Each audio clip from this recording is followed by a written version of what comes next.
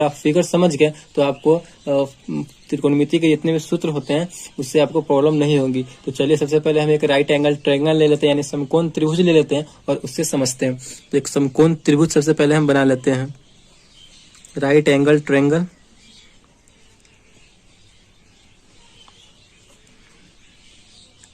एक समकोण त्रिभुज हमने बना लिया, उसका हम लोग कुछ नाम दे देते हैं, जैसे कि ए, बी और सी। ए और बी सी हम नाम दे दिए एक समकोण त्रिभुज का। इसमें अगर हम यहाँ पे, तो ये क्या हो गया, ये 90 डिग्री हो गया। समकोण त्रिभुज हमेशा 90 डिग्री का होता है, ये भी आपको ध्यान रखना है। तो ये इसका 90 डिग्री हो गया। अगर हम थीटा यहाँ से मानते हैं, अगर हम थीटा यहाँ से लेते हैं, इस कोण से लेते हैं, थीटा अगर हम इस कोण से लेते हैं, ये हमारा थीटा हो गया।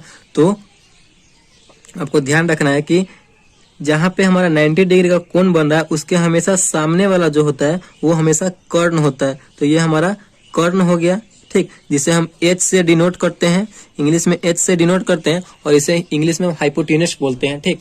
ये हमारा कर्ण हो गया। और थीटा जैसे हमारा ये हो गया, तो थीटा के सामने वाला हमेशा लंब होता है, ये ध्यान रखना है। तो इसके सामने वाला ये हो गया, तो ये हमारा क्या हो जाएगा, लंब हो जाएगा। और एक बच गया वो हमारा आधार, तो ये हमारा आधार हो जाएगा, ठीक।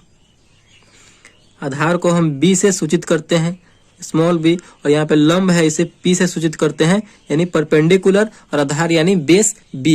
ये आपको हमेशा ध्यान रखना। बहुत ही आसान से हमने आपको फिगर को बता दिया है। अगर थीटा हमने यहाँ पे लिया है, तो अगर एक और फिगर ले लेते हैं, अगर थीटा हम यहाँ पे लेते हैं तो हमारा लंब और आधार चेंज हो जाएगा, ठीक।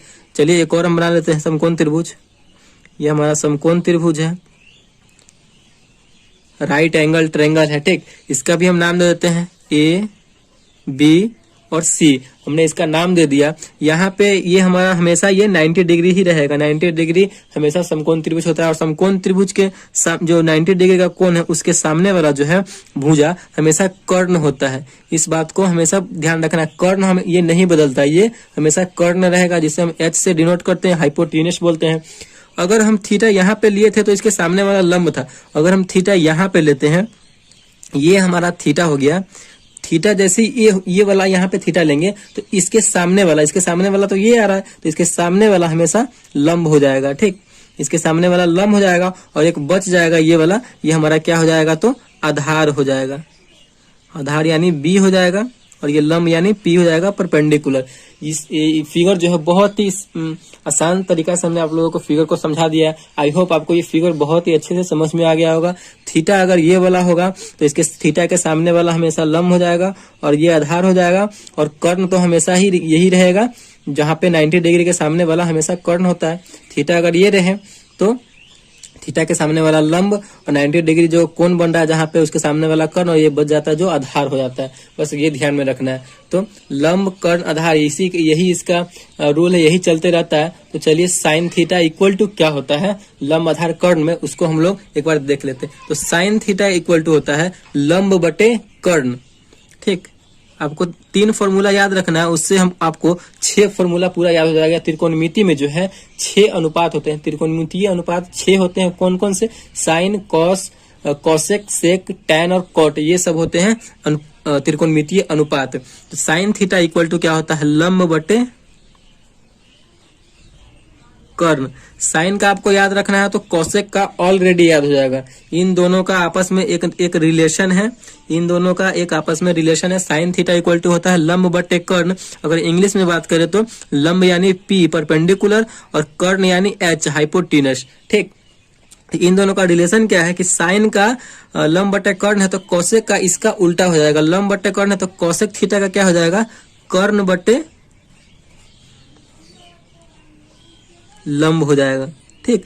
कर्ण बटे लंब कहने का मतलब है H बाई P हो जाएगा। एकदम सिंपल सा है। एक क्वेश्चन हम याद किए, एक फॉर्मूला याद किए, तो दूसरा फॉर्मूला हमें ऑटोमेटिक याद हो गया।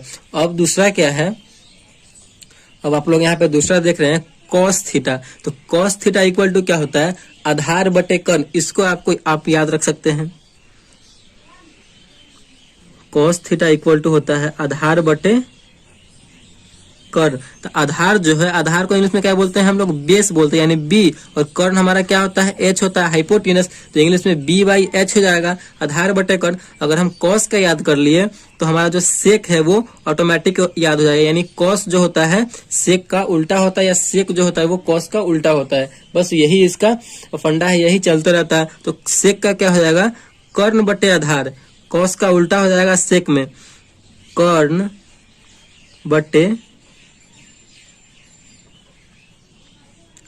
आधार हो जाएगा, यानी H/B हो जाएगा। देखिए कितना सिंपल सा इसका रूल है, बस ऐसे ही याद रखना है आपको, हमेशा याद हो जाएगा ये फॉर्मूला, आपके माइंड में हमेशा सेट हो जाएगा। अब हमारा 2 फॉर्मूला और बच गया, कौन कौन सा, तो tan theta into cot theta. तो tan थीटा का आपको एक याद रखना है, tan थीटा का क्या होता है, लंब बटे आधार। tan थीटा इक्वल टू होता है लंब बटे आधार। लंब मतलब P परपेंडिकुलर, आधार मतलब B, P/B। tan का जब हमें याद हो गया तो यही इसका उल्टा हो जाता है, tan का उल्टा कॉट और कॉट का उल्टा tan। तो tan है लंब बटे आधार, तो कॉट क्या हो जाएगा, आधार बटे लंब हो जाएगा, आधार बटे लंब हो जाएगा। यानी आधार मतलब B बेस और लंब P परपेंडिकुलर। बस आपको 3 फॉर्मूले ही याद रखने हैं। इसमें जो है आपको साइन का याद रखना है, तो साइन याद रखिएगा तो कॉसेक याद हो जाएगा। अगर कॉसेक याद रखते हैं तो साइन याद हो जाएगा। अगर आप इसमें कॉस याद रखते हैं तो सेक याद हो जाएगा। अगर सेक याद रखते हैं तो कॉस याद हो जाएगा। इसमें भी वही है, tan याद रखते हैं तो कॉट याद हो जाएगा, और कॉट याद रखते हैं तो tan याद हो जाएगा। बस यही इसका फॉर्मूला है। और फिगर तो सबसे मेन है, फिगर सबसे इंपॉर्टेंट है। फिगर आई होप आपको अच्छे से समझ में आ गई होंगी।